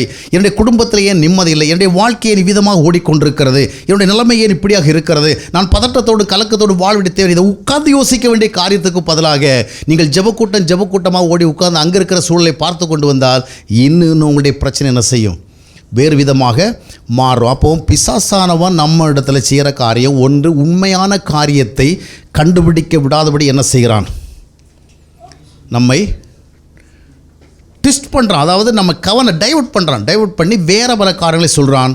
அதில் முக்கியமான காரணங்கள் என்ன? ஏதோ ஒன்று உனக்கு எதிராக, அது ஒரு பில்லி சூனியமாக இருக்கலாம், சாபமாக இருக்கலாம், இல்லை ஒரு அசுத்தாவாக இருக்கலாம், பிசாசுடைய கிரியாக இருக்கலாம். ஆனால் அதன் மத்தியில் நாம் சிந்திக்க வேண்டியது, நம்முடன் ஜீவனுள்ள தேவன் இருந்தால் இவைகளெல்லாம் நடக்காது. இவைகளால் நடக்கிறதுனா நம்முடைய வாழ்வில் ஜீவனுள்ள தேவன் இல்லையோ என்று தான் சிந்தித்து பார்க்க வேண்டும். அது மட்டுமல்ல, ஆண்டவர் மேல் அதிருப்தி ஏற்படுத்துறது. மூன்றாவது, ஜபங்கள், உபவாசங்கள், காணிக்கைகள், இவைகளை கொண்டு என்னுடைய வாழ்க்கையில் இருக்கிற பிரச்சனைகளை நான் செய்வேன், தீர்வு கண்டுவிடுவேன் செல்லுகிற ஒரு நிலைமை இல்லை. இப்போ நம்ம சரியான காரணங்களை என்ன செய்யணும், யோசிக்கணும். இப்போ நம்ம ஃபைனல் ஸ்டேஜுக்கு வந்துட்டோம். சரியான காரணங்கள் என்ன? நம்முடைய வாழ்க்கையில் பிரச்சனைகள், கஷ்டங்கள், நெருக்கடிகள் வந்தால் அதை எப்படி நம்ம கடந்து செல்வது? முதலாவது ஒன்று பார்க்கும் பொழுது, இதை அநேகருடைய வாழ்க்கையில் வந்து ஆக்சுவலி ஆண்டவர் அவருடைய வாழ்க்கையில் இன்னும் எண்டராகலை. ஆண்டவர் நீங்கள் வெளியே நிற்கிறவராக அப்படிப்பட்ட ஒரு நிலைமை வாழ்ந்தோடு நீங்கள் எவ்வளவு ஜெபம் பண்ணாலும் அந்த ஜெபத்தை அவர் கேட்க முடியும். என்றால் ஏசாயா தீர்க்கதரிசி புஸ்தகத்தினுடைய 59ஆம் அத்தியாயம் 1-2 வசனங்களை வாசித்து பார்க்கும் பொழுது கூட, நீங்கள் என்ன தான் கூப்பிட்டாலும் ரட்சிக்கக்கூடாதபடிக்கு அவர் காது கேட்காமல் இல்லை, செய்யக்கூடாதபடிக்கு கை குறுகியும் இருக்கல, உங்களுக்கு அவருக்கு நடுவில் என்ன இருக்கிறது? அப்போ இந்த ரட்சிப்பின் அனுபவம், மனம் திரும்பின் அனுபவம், மறுபிறப்பின் அனுபவம், இவைகளை குறித்த காரியத்தில் நீங்கள் தெளிவாக இல்லை என்று சொன்னால் உங்கள் வாழ்க்கையிலே ஆண்டவர் இருப்பதற்கான வாய்ப்பில்லை. ஆண்டவர் இருப்பதற்கு வாய்ப்பில்லாத பொழுது நீங்கள் சபைகளுக்கு சென்றாலும், ஜபங்கள் செய்தாலும், காணிக்கைகள் கொடுத்தாலும், பக்தியாக பல காரியங்கள் செய்தாலும், அதனால் you can get any good things. உங்களுக்கு எந்த நன்மையும் நடக்காது. முதலாவதாக you have to be very sure that you have entered in the relationship of God. தேவனுடைய உறவுக்குள் வந்திருக்கிறோமா? இன்றைக்கி அநேகருடைய வாழ்க்கையில் தேவ உறவுக்குள் வரவில்லை. ஏன் தேவ உறவுக்குள் வரவில்லை என்றால், ஒருவர் தேவனுக்குடைய உறவுக்குள் வர வேண்டும் என்றால் 2 பின்னணிகள் தான் அவரை ஏற்றுக்கொண்டிருக்க வேண்டும். இயேசுவை நீங்கள் எதற்காக ஏற்றுக்கொண்டீர்கள்? கஷ்டத்துக்காக ஏற்றுக்கொண்டிருக்கலாம், கவலைகள் நீங்குவதற்காக ஏற்றுக்கொண்டிருக்கலாம், உங்கள் குடும்ப பிரச்சனைக்காக ஏற்றுக்கொண்டிருக்கலாம், வியாபார வெற்றிக்காக ஏற்றுக்கொண்டிருக்கலாம். ஆனால் பிகினிங்கில் எல்லாருக்கும் இது வந்து காரணங்களாக இருக்கலாம். எல்லோருமே மனிதர்கள், தே ஆர் ஸோ வீக். அவங்க நானும் கூட ஆண்டவரை ஏற்றுக்கொண்ட பொழுது, ஆண்டவரை எப்படியா நான் பரலோகம் வந்து சேரணும், எனக்கு அங்கே ஒரு சீட்டு ரிசர்வ் பண்ணணும் அப்படிங்கிறதுக்காக நான் வரல. இல்லை நான் ரொம்ப பக்தியாக வாழ விரும்புகிறேன், பரிசுத்தமாக வாழ விரும்புகிறேன், அப்படியும் வரல. ஒரு ஊழியக்காரனாக மாறினா அப்படியும் வரல. நான் துவக்கத்தில் என்னுடைய பிரச்சனைகளுக்காக தான் வந்தேன். ஏன்னா அந்த காலத்தில் நான் கேட்ட பிரசங்கள் மூலமாக உன்னுடைய பிரச்சனைகள் தீரணும்னா ஆண்டவர்கிட்ட நீ வந்தால், நீ ஜெபம் பண்ணால் சீதா உனக்கு நல்லது நடக்கும் அப்படி சொன்னதுனால வந்தேன். ஆனால் வந்த பிறகு சத்தியத்தை அறிகிற அறிவை கர்த்தர் கொடுத்தார். அல்லேலூயா. அப்போ தான் புரிஞ்சுக்கிட்டேன், 2 காரியங்களின் அடிப்படையில் மட்டும்தான் ஒரு மனிதனோடு தேவன் இருக்க முடியும். ஒன்று, நித்தியத்திற்காகத்தான் அவரை நீங்கள் ஏற்றுக்கொண்டிருக்க வேண்டும். புரிகிறதா?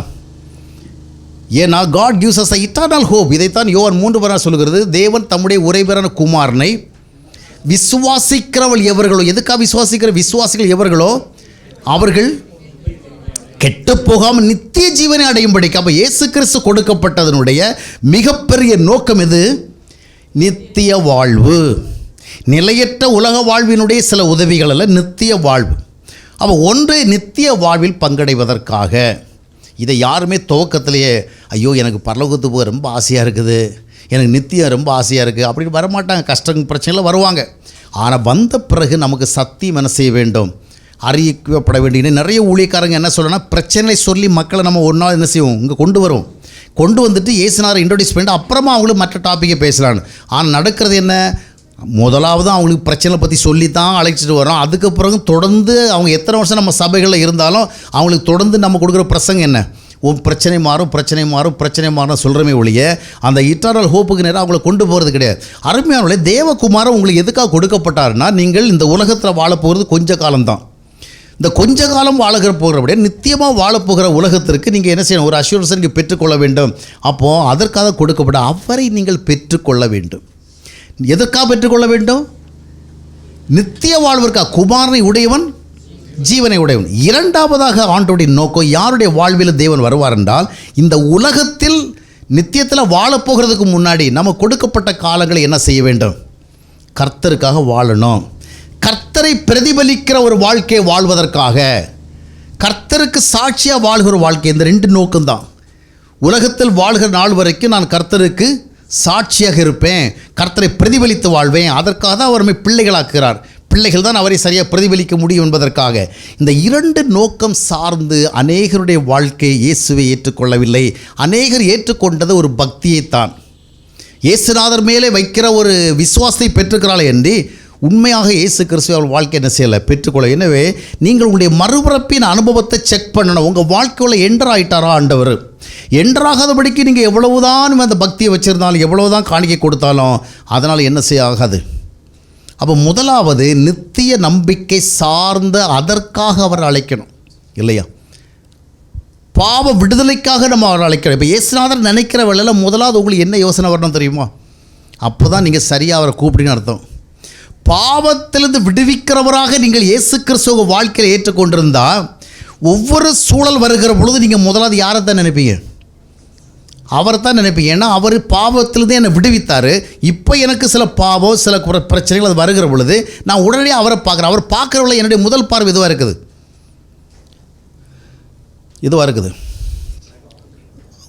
அவர் பார்க்கும்பொழுது என்னை பாவத்தில் விடுவிக்கிற பாருங்கள். அதாவது ஒரு டாக்டர் வந்து உங்களுக்கு எவ்வளோ நன்மை செஞ்சாலும் நீங்கள் ஒரு டாக்டரை பார்க்குறவள முதலாவது எதோடு சம்மந்தப்படுத்தி பார்ப்பீங்க? உங்கள் வியாதியோட சம்மந்தப்படுத்தி பார்ப்பீங்கள்ல. உங்களுக்கு அவர் ஏற்கனவே ஒரு சிகிச்சை கொடுத்துருக்கிறாரு. இப்போ உங்கள் உடலில் ஏதாவது பிரச்சனை வந்தால் பிரச்சனை வரவளை நீங்கள் வந்து அந்த பிரச்சனைக்கு தான் அவரை முதலாவது பார்ப்பீங்களே ஒழிய உங்களுக்கு வேறு விதங்களில் உங்கள் குடும்பத்தில் பல தேவைகள் இருக்குது, ஃபைனான்சியல் ப்ராப்ளம் இருக்குது, அதனால் அவர் எதாவது ஹெல்ப் பண்ண பார்க்க மாட்டேங்க. அது இரண்டாவது. அப்போ நீங்கள் கர்த்தரை பார்க்கும் பொழுதெல்லாம் இப்பொழுது எப்படி பார்க்குறீங்க? அதுலேருந்து தெரியும் நீங்கள் ஆண்டவரை எதுக்காக ஏற்றுக்கிட்டீங்கன்னு. கர்த்தரை பார்க்கும் பொழுதெல்லாம் உங்களுடைய சரீர நலன் சம்பந்தப்பட்டு, உங்களுடைய குடும்ப நலன் சம்பந்தப்பட்டு, உங்களுடைய வாழ்வின் நலன் சம்பந்தப்பட்டு, உங்களுடைய பொருளாதாரம் சம்பந்தப்பட்டு மட்டுமே பார்த்து கொண்டீர்கள் சொன்னால் நீங்கள் அவரை ஒரு உதவியாளராகத்தான், அதாவது இந்த உலகத்தில் உதவி செய்கிற ஒருவரை பார்த்து கொண்டீர்களே அன்றி உன்னதத்திற்காக உங்களை தெரிந்து கொண்டவராக நீங்கள் பார்க்கவில்லை. பாவத்திலிருந்து உங்களை விடுவிக்கிறவராக பார்க்கவில்லை.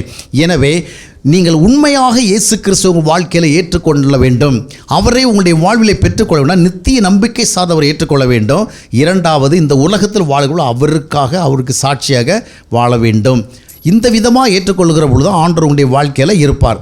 அடுத்ததாக பார்க்கும் பொழுது பல நேரங்களில் நம்ம ஆண்டவரை ஏற்றுக்கொண்டதெல்லாம் உண்மை தான், நம்ம ஒரு உண்மையான அனுபவத்துக்கு வந்ததெல்லாம் உண்மை தான். அதற்கு பிறகு நம்முடைய வாழ்க்கையில் ஏன் சில கஷ்டங்கள், ஏன் சில பிரச்சனைகள், ஏன் சில நெருக்கடிகள், ஏன் நமக்கு ஒன்றுமே புரியாமல் இருக்குது, ஏதோ ஒன்று நடக்குது நம்ம சொல்லிட்டு இருக்கிறோமே, ஏன் why all these things are happening in our life even though we have accepted Jesus our Lord? நம்ம ஆண்டவரை ஏற்றுக்கொண்ட பிறகு சில நேரங்களில் நம்முடைய வாழ்க்கையில் இருக்கிற பிரச்சனைகள் ஏனென்றால் நம்முடைய வாழ்க்கையில் சில நேரங்களில் ஆண்டவர் இருந்தாலும் கூட சில நன்மைகளை நாம் பெற முடியாது. ஏன்னா ஆண்டவர் நம்முடைய வாழ்வில் இருந்தால் ஆண்டவருக்கு ஏற்றபடி சில காரியங்களை நம்முடைய வாழ்க்கையில் செய்யணும். நாம் தவறான ஒரு காரியத்தை சூஸ் பண்ணிட்டோன்னா, தவறான ஒரு பாதையை தெரிந்து கொண்டோன்னு சொன்னால் நம்முடைய வாழ்க்கையில் வந்து விளைவுகள் ஆண்டவர் இருப்பதின் அடிப்படையில் இருக்காது, அந்த பாதையின் அடிப்படையில் தான் இருக்கும். இதை உங்களுக்கு நிறைய பேர் சொல்லி தர மாட்டாங்க. God is almighty, எது எப்படி இருந்தாலும் சரி, he is so powerful. உன் வாழ்க்கையில் எதை என்ன செய்ய முடியும்? அதாவது நீ எதை விதைத்தாயோ அதைத்தான் அறுப்பாய், இல்லையா? நீங்கள் நெல்லை விதைச்சிட்டு கோதுமை எதிர்பார்த்தீங்கன்னா எத்தனை உபவாசம் இருந்தாலும் வரவே வராது. ஏன்? ஆண்டவரால் முடியாதா? Is not possible for God. ஏதோ நான் நெல்லை விதைச்சிட்டேன், ஆனால் என்னுடைய ஆசை இது கோதுமை நினச்சி தான் நெல்லை விதைச்சேன், அதனால் நான் ஜெபம் பண்ணிட்டுருக்கேன். ஆண்டவரே, நான் வந்து தப்பாக விளைச்சிட்டேன், ஆனால் எனக்கு இது ஏதாவது மாறணும், கோதுமையாக மாறணும். ஆண்டவரே, நான் கோதுமையை நினச்சிட்டு தான் நெல்லை விதைச்சிட்டேன், எனக்கு இது ஏதோ மாறணும். மாறாத ஐயா, மாறாது. நெல்லை விதைச்சா நெல்லாகத்தான் அது இருக்கும், கோதுமையை விதைச்சா கோதுமையாக தான் இருக்கும், இல்லையா? நீ காட்டுக்குள்ளே வீட்டை கட்டி வச்சுக்கிட்டு காட்டெருமை வருது, நாட்டெருமை வருது, அந்த மிருகம் வருது, இந்த மிருகம் வருதுன்னு ஆண்டோட ஜெபம் பண்ண ஆண்டோட என்ன செய்ய முடியும்? மிருகத்தை எதிர்த்து துரத்த பழகிக்கனா சொல்ல முடியுமே ஒழிய அத்தனை மிருகங்களையும் ஸ்டாப் பண்ண முடியுமா? இல்லை. காடுகளுக்கு ஆண்டர் என்ன பண்ணிட்டார்? மிருகங்களுக்கு காடை என்ன பண்ணிட்டார்? கொடுத்துட்ட. நீ காட்டுக்குள்ளே வீட்டை கட்டி வச்சுக்கிட்டு ஆண்டவரே, காலையில் ஒரு எருமை மாடு வருகிறதை பார்த்தேன், அங்கேருந்து குரங்குகள் வருகிறது, இங்கேருந்து கரடிகள் வருகிறது, தூரத்தில் யானை வருகிறதுன்னா அது அதுக்குரிய இடம். அங்கே போய் நீ வீட்டை கட்டி வச்சுக்கிட்டு சிங்கம் வருது, புலி வருதுன்னு சொன்னால், அப்போது தேவன் சர்வ வல்லவராக இருந்தாலும் சில நீதிகள் இருக்கிறது. கல்பாக்கத்துக்கு போகணும், நீங்கள் ஸ்ட்ரைட்டாக என்ன பண்ணணும்? ஈஸியாக வழியாக ஒரு பஸ்ஸை பிடிச்சி போயிருக்கணும், இல்லை ஈஸியாக வழியாக காரை ஓட்டி போயிருக்கணும். கல்பாத்துக்கு போகணும்னு சொல்லிட்டு நீங்கள் திண்டிவனம் ரோட்டில் போயிட்டீங்க. போயிட்டு அங்கே போனால் அங்கே ரோடை உடைச்சி போட்டிருக்கான், அங்கேயும் டைவர்ஷன் விட்டுருக்கான். ஒரு கற்பனைக்கு சொல்கிறாங்க, என்ன நிலவு எனக்கு தெரியாது. இப்போ நாங்கள் வந்து ஒரே ஜெபம், ஸ்தோத்திரம் ஆண்டவரே, காலையில் ஜெபம் பண்ணி கொண்டு தானே என்னுடைய பிரயாணத்தை ஆரம்பித்தேன், போகிற இடமெல்லாம் தடையாக இருக்கிறதே, என்னால் போய் சேர முடியவில்லை, அங்கே போய் சுற்றி இங்கே சுற்றி போக வேண்டிய ஆண்டவரே, இந்த நிலைமையை மாற்றின மாறாது, நீ போக வேண்டிய பாதையை மாறிப்போச்சு, நீ தவறான பாதையில் போய் நின்றுக்கிட்டு ஆண்டவரை மாற்றணும் இல்லை, நீ தப்பான பாதையை சூஸ் பண்ணிக்கிட்ட. நீ நெல்லை நட்டால் நெல் தான் வரும். லோத்து என்ன பண்ணான்னு சொன்னால், ஆபிரகாமோடு இருக்க வேண்டியவன் ரூட்டை மாற்றிட்டு எங்கே போயிட்டான்? சுயநலத்துக்காக போய் அந்த வசனத்தை வாசிக்கலாம். ஆதியாகமம் 13:12. ஆபிரகாம் கானான் தேசத்திலே குடியிருந்தான். லோத்து அந்த யோர்தானுக்கு அருகான சமபூமியில் உள்ள பட்டணங்களில் வாசம் பண்ணி சோதோமுக்கு நேரே கூடாரம் போட்டான். பாதி எங்கே போய் கூடாரம் போட்டுட்ட? சோதோமில் யார் இருப்பாங்கன்னு தெரியும்? பாவிகள். பாவிகள் இருக்கிற இடத்துல கூடாரத்தை போட்டுட்டு அவன் பிள்ளைகளை காப்பாற்ற முடிஞ்சுதா? இல்லை. அதுக்கப்புறம் அவனோட அழிவு வந்து காப்பாற்ற முடிஞ்சா? ஆண்டவர் ஆபிரகாமுடைய ஜெபத்தை கேட்டுட்டு ஹெல்ப் பண்ண போனால் கூட காப்பாற்ற முடியலை. எதை விதைத்தாயோ அதை அறுப்பாய். நீ சரியாக விதைக்க வேண்டும். நீ ஜெபத்தோடு விதைக்க வேண்டும். தேவ ஆலோசனை விதைக்க வேண்டும். நீ நெல்லை விதைத்து விட்டு ஆண்டவரை நீ எதையும் செய்ய வல்லவராக இருக்கிறேன் மாற்றுன்னா மாற்ற முடியாது. பக்கத்தில் ரவுடி, இந்த பக்கம் ரவுடி, நீ அதுக்கு நடுவில் இந்த வீட்டை வாங்கிட்டா கம்மியாக விலை கிடைக்கிதுன்னு அவன் அங்கேருந்து அட்டாக் பண்ணுறான், இவன் இங்கேருந்து அட்டாக் பண்ணுறான். நீ ஜெபம் பண்ணுற, ஆண்டவரே நீ சர்வவல்லமுள்ள தேவனாகிய கர்த்தர், இவனுடைய பராக்கிரமத்தை அடக்கம் வந்து ரவுடித்தனம் பண்ணுறான், உன்னை யார் அங்கே வீடு கட்டி உட்கார சொன்னது? நாம் தவறான முடிவுகளை எடுத்து விட்டோம் என்றால், தவறான யோசனைகள் வந்து விட்டோம்னு சொன்னால் என்ன பண்ண முடியும்? தாங்கிக்கப்பா. அவன் அங்கேருந்து திட்டுவான், இங்கேருந்து திட்டுவான். நீ என்ன பண்ணணும்? என்னிடத்துலேருந்து வலிமையை வாங்கிக்கோ. வல்லமையை வாங்கிட்டு என்ன பண்ணு?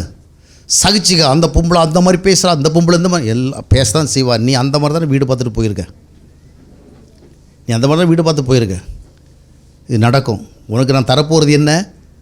அவங்கள அடக்க முடியாதுங்க. அவங்ககிட்ட ரைட்டு கிடையாது. இப்போ நம்ம என்ன பண்ணுறோம்னா, ஆண்டவரே அவர்களுடைய மனநிலையை மாற்றும், இவர்களுடைய மனநிலையை மாற்றும், இவருடைய இருதயத்தை மாற்ற முடியாதையா. அவங்க ஒப்பு கொடுத்தா தான் மாற்ற முடியும். உனக்காக போய் ஆண்டவர் என்ன பண்ண முடியாது. மற்றவங்களுடைய மனநிலையை மாற்றிட்டு உன்னுடைய மனநிலையை மாற்றி தாங்கிக்கோ, பொறுத்துக்கோ, சகிச்சுக்கோ, விட்டு கொடு, நான் உனக்கு அமைதியாக இருக்கிறது கிருபை தருங்க. அதான் சொல்லுவேன். பவுல் போயே வந்து நல்ல ஒரு மனுஷன் போய் முள்ளு குத்துதுன்னு சொல்லி ரொம்ப கஷ்டப்பட்டுக்கிட்டு போயிடு. முள்ளா குத்துது தாங்க முடியல, ஆண்டவரே உதவி செய்யணும். 3 முறை ஜெபம் பண்ணார். 3 முறை அது 30 முறை தெரியல. அது என்ன 3 முறைனா எத்தனை முறை? கரெக்டாக 3 முறைன்னு அர்த்தம் கிடையாது. பல முறை ஜெபம் பண்ணியிருக்கார். ஆண்டவர் என்ன பண்ணிட்டார்? ஐ எம் சாரி, முடியாதுப்பா, அது குத்திக்கிட்டு தான் இருக்கும், வாங்கிக்கோ. ஆனால் ஒன்று நான் என்ன பண்ணுறேன், என்கிட்ட இருக்கிறத உனக்கு தரேன். என்ன? ஆமாம், ஆண்டவர் வல்லவர் மட்டுமல்ல, சில விதிமுறைகளோடு செயல்படுகிறவர், சத்தியம் சார்ந்து செயல்படுகிறவர். நீ தவறான சாலையிலே பிரயாணத்தை ஆரம்பித்து விட்டால் அந்த சாலையில் வருகிறவர்களை நீ ஏற்றுக்கொண்டு தான் ஆக வேண்டும். நீ தவறான இடத்துல வீட்டை கட்டிவிட்டால் அந்த வீட்டு சூழல் இருக்கிறவர்களை தாங்கி கொண்டு தான் ஆக வேண்டும். நீ தவறான தொழிலை தொடங்கிவிட்டால் அந்த தொழிலின் விளைவான நீ ஏற்றுக்கொண்டு தான் ஆக வேண்டும். நீ தவறான முறையில் உறவுகளை உருவாக்கி கொண்டு அந்த உறவுகள் சம்பந்தமானவர்களை ஏற்றுக்கொண்டு ஆக வேண்டும். ஆனால் கர்த்தர் நமக்கு தர நம்பிக்கை என்னவென்றால், நான் உன்னோடு இருந்து என்ன செய்வேன்? உனக்கு நல்ல மனநிலையை கொடுப்பேன், நல்ல குணநிலையை கொடுப்பேன், அமைதியை கொடுப்பேன், ஆறுதலை கொடுப்பேன், தைரியத்தை கொடுப்பேன். நீ என்னுடைய உறவினை கொண்டு என்ன செய்யலாம்? சந்தோஷமாக வாழலாம். அல்லேலூயா. அப்போ பல நேரங்களில் ஏதோ நடக்கிறது, என்னமோ நடக்கிறது, எனக்கு புரிஞ்சிக்க முடியலை அப்படின்னு சொல்லிட்டு ஏதோ ஒரு மிஸ்டீரியஸாக நம்ம பார்க்க ஆரம்பிக்கிறோம். நிறைய விஷயங்கள் புரிந்து கொள்ள முடியாது பார்க்குறோம். நிறைய காரியங்கள் புரிந்து கொள்ள முடியும். நாம் உட்கார்ந்து சிந்தித்தால் நமக்கு நன்றாகவே தெரியும். இறுதியாக பார்க்கும் பொழுது வாழ்க்கையில் நிறைய விஷயங்கள் இப்படித்தான் வரும். இந்த உலக வாழ்க்கையில் நமக்கு எல்லாம் சுமூகமாக இருக்கும் என்று ஆண்டவர் சொல்லவில்லை. பாடுகள் அற்றதாக இருக்கும் என்று சொல்லவில்லை. வியாதிகள் அற்றதாக இருக்கும் என்று சொல்லவில்லை. இவைகள் எல்லாவற்றுக்கும் மத்தியிலும் நாம் அமைதியாக, சந்தோஷமாக, நம்பிக்கையோடு வாழ முடியும். பல நேரங்களில் வாழ்க்கையினுடைய நம்ம எடுத்துக்கொண்ட தவறான முடிவுகள், நாம் உண்மையாக ஆண்டவரை ஏற்றுக்கொண்டு ஆண்டுடைய ஐக்கியத்தில் வாழாததுனாலும் பிரச்சனை ஏற்படும். பல நேரங்களில் இந்த உலகத்தில் நிறைய காரியங்கள் நல்லவர்களுக்கும் வரும், கெட்டவர்களுக்கும் வரும், பக்தி உள்ளவனும் பக்தி இல்லாமல் வரும். ஆனால் அவர்களுக்கு நடுவில் ஆண்டவர் நம்மோடு இருந்து செயல்படுவார். நாம் 3 காரியங்களை மட்டும் உறுதிப்படுத்த வேண்டும். ஒன்று, நாம் கர்த்தரோடு இருக்கிறத ஒவ்வொரு நாளும் உறுதிப்படுத்தணும். இதைத்தான் நீங்கள் செய்யணும். யார் என்ன பண்ணுறாங்க, யார் அதை என்ன பண்ணி வச்சுருக்கிறாங்களா, பில்லி சூரியம் பண்ணி வச்சுருக்காங்க, மந்திரம் பண்ணி என்ன தான் வந்து பிரயாசம் பண்ண எனக்கு வெற்றி இல்லை. நீங்கள் முதலாவது first of all you should make sure that you are with God. நீ கர்த்தரோடு இருக்கிறியா? கர்த்தர் நம் பட்சத்தில் இருக்கும் பொழுது மனுஷன் எனக்கு என்னத்தை செய்வார் பைபிள் சொல்லுது. இன்னைக்கு கிறிஸ்தவ சொன்னால் கர்த்தரின் பட்சத்தில் இருக்கிறார், ஆனால் மனுஷன் மந்திரவாதம் செய்கிறான். கர்த்தரின் பட்சத்தில் இருக்கிறார், ஆனால் சாபம் வேலை செய்யுது. கர்த்தரின் பட்சத்திற்கான பிசாசு வேலை செய்கிறான். எப்படி? இல்லை, கர்த்தர் உன் பட்சத்தில் இருக்கும் பொழுது அவைகள் வேலை செய்யலாம், ஆனால் அவங்க அது என்ன செய்ய முடியாது? ஜெயிக்க முடியாது. முதலாவது நீங்கள் 3 காரியங்களை மனதில் வைத்துக்கொள்ள. ஒன்று, நீங்கள் கர்த்தரோடு இருக்கிறதை முதலாவது உறுதிப்பட. இதுதான் பெரும்பாலானுடைய பிரச்சனை. கர்த்தர் தங்களோடு இருக்கிறதை குறித்த நிச்சயமற்றவர்களாக இருக்கிறார்கள். அதை உறுதிப்படுத்துங்க. கர்த்தர் உங்களோடு இருந்தால் கர்த்தருக்குரிய சமாதானமும் சந்தோஷமும் தெளிவும் எல்லாம் உங்களோடு இருக்கும். அது ஒருபோது எடுக்கப்படாது. அல்லேலூயா. கர்த்தர் உங்களோடு இருக்கிறதுல கவனம் செலுத்துங்க. அதுக்கு தேவையான காரியங்களை செய்யுங்க. ஒவ்வொரு நாளும் ஆண்டவரோடு பேசுங்க. புரிந்து கொள்ள முடியாததை விட்டு விடுங்கள். என்னுடைய வாழ்க்கை, நான் சொல்ல ஊழியக்காரனாக இருந்து கூட சொல்கிறேன், என்னுடைய வாழ்க்கை நிறைய விஷயங்கள் புரியாமல் இன்னும் இருக்கிறத சொல்லுகிறேன். எதுக்கு சொல்கிறேன் தெரியுமா? உங்களுக்கும் புரிஞ்சுக்கணும். வாழ்க்கையில் எப்பொழுதும் சில காரியங்கள் புரிந்து கொள்ள முடியாமல் இருக்கும். எனக்கு சின்ன வயதிலேருந்து அது இருந்திருக்கிறது, வாலிப வயதிலும் இருந்திருக்கிறது, இன்றைக்கும் இருக்கிறது. எல்லாம் புரிஞ்சிக்க முடியாது. ஒருவேளை கேட்டுக்கிட்டு இருக்க சொல்லுவாங்க, இவர் இவ்வளோ புத்தகம் எழுதுறாரு, இவ்வளோ பிரசங்கெல்லாம் பண்ணுறாரு, இவருக்கு நிறைய விஷயம் புரியலையாமே அப்படி. எல்லாம் தெரிந்தவன் அல்ல மனிதன். அல்லேலூயா. சில விஷயங்கள் மறைவானவைகள், அதை புரிய வச்சுட்டா உங்களுக்கு மென்டல் ஆகிடுவீங்க. நீங்கள் சில விஷயங்கள் உங்களுக்கு புரியாமல் இருக்கிறது நல்லது. அதனால தான் உங்களை ஆண்டவர் புரிய மேலே வச்சிருக்கிறார். நீ புரியாமல் இருக்கிற வரைக்கும் நல்லது. உனக்கு புரிஞ்சுக்கிட்ட கதை கந்தலாயிடும். ஆக வாழ்க்கையில் எல்லாம் புரியணும் தேவையில்லைங்க. நான் ஆண்டவரை புரிஞ்சிருக்கிறேன், ஆண்டவர் என்ன புரிஞ்சிருக்கிறோம். Hallelujah. I know my God, he knows me. நான் அவரால் அறியப்பட்டும் நான் அவரை அறிந்தும் இருக்கிறேன். நமக்கு போதும், எல்லாம் புரியணும். இல்லை, நம்ம எல்லாத்துலேயும் ஞானியாக விட தேவையில்லை. புரிஞ்சுட்டு என்ன பண்ண போகிறீங்க? புரியக்கு எவ்வளவுக்கு வாய்ப்பு இருக்கோ அவ்வளவு என்ன செய்யுங்க, புரிந்து கொள்ளுங்கள். ஒன்றை மட்டும் புரிந்து கொள்ளுங்கள், நான் கர்த்தரோடு இருக்கிறேன், எல்லாம் புரிந்த ஒருவர் என்னோடு இருக்கிறார். அல்லேலூயா. என்னுடைய வாழ்வினுடைய அனைத்து பகுதிகளையும் புரிந்தவர். நேற்றைய நிகழ்வுகள், இன்றைய நிகழ்வுகள், நாளைக்கு எனக்கு என்ன நிகழப்போகும் எல்லாம் அறிந்த ஒருவர் என்னோடு இருக்கிறார். So I have confidence, I have hope. அதனால் நம்ம டிசார்டன் ஆக தேவையே கிடையாது. இரண்டாவதாக, நீங்கள் கர்த்தருடைய வழிகளில் நடக்கிறதுல உறுதியாக இருக்கிறீங்களா? நீங்கள் கர்த்தரோடு இணைந்து கர்த்தருக்கேற்ற வழிகளில் நடக்கிறீங்களா? கர்த்தருக்கேற்ற வழிகளில் நடக்கும் பொழுது சாபமோ பில்லி சூன்யமோ மந்திரமோ தந்திரமோ உங்கள் வாழ்க்கையில் வெற்றி அடைய முடியும். அந்த வழியில் அவைகளெல்லாம் வராது. வந்தாலும் என்ன செய்யாது, ஜெயிக்காது.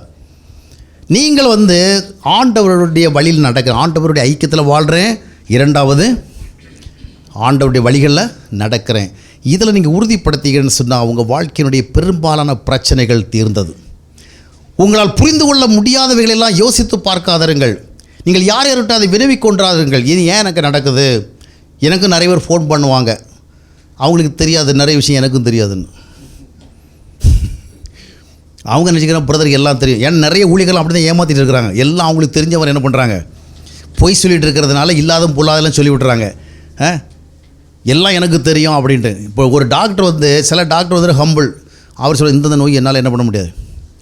அதுக்கு போல் நம்ம டாக்டருக்கிற பேர் கெட்டு போயிட்டால் கூட எனக்கு எல்லாம் தெரியும் மருந்து கொடுத்தா நம்ம காலி ஆகிடுவோம். அதனால் எனக்கு நிறைய பேர் ஃபோன் பண்ணுவாங்க, 1008 பிரச்சனை சொல்லுவாங்க. அதில் நிறைய பிரச்சனை எனக்கே தெரியாது.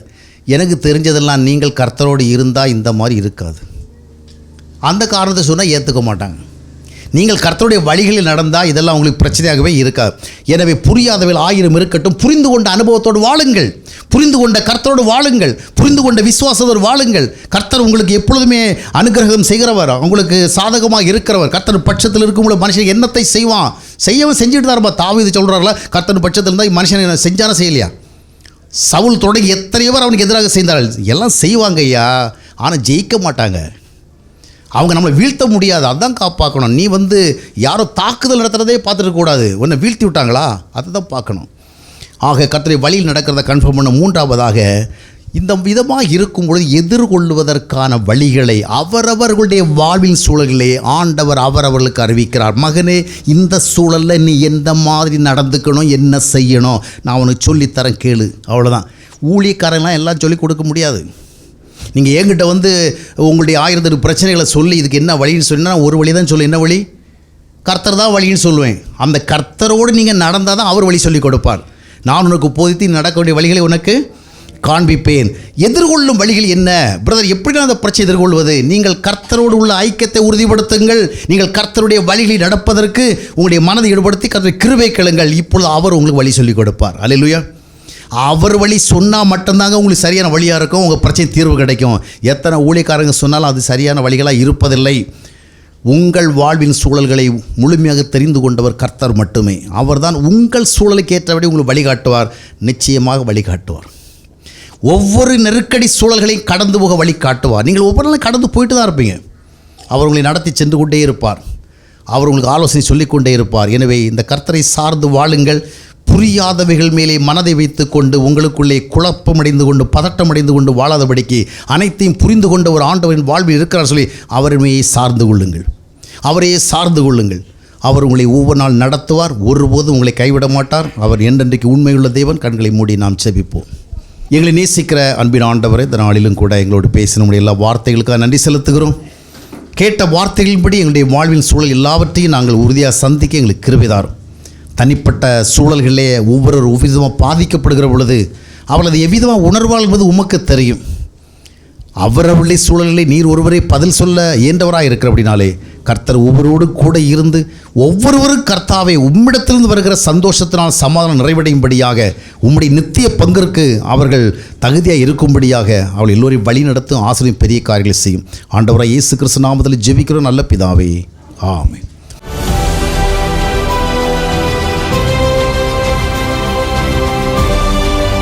அன்பானவர்களே, ஜீவ நீரோடை யூடியூப் சேனலை சப்ஸ்கிரைப் செய்திடுங்கள். சப்ஸ்கிரைப் பட்டனை கிளிக் செய்து பெல் சின்னத்தையும் கிளிக் செய்து தினமும் புத்தம் புதிய தேவ செய்திகளை உடனுக்குடன் பெற்றிடுங்கள்.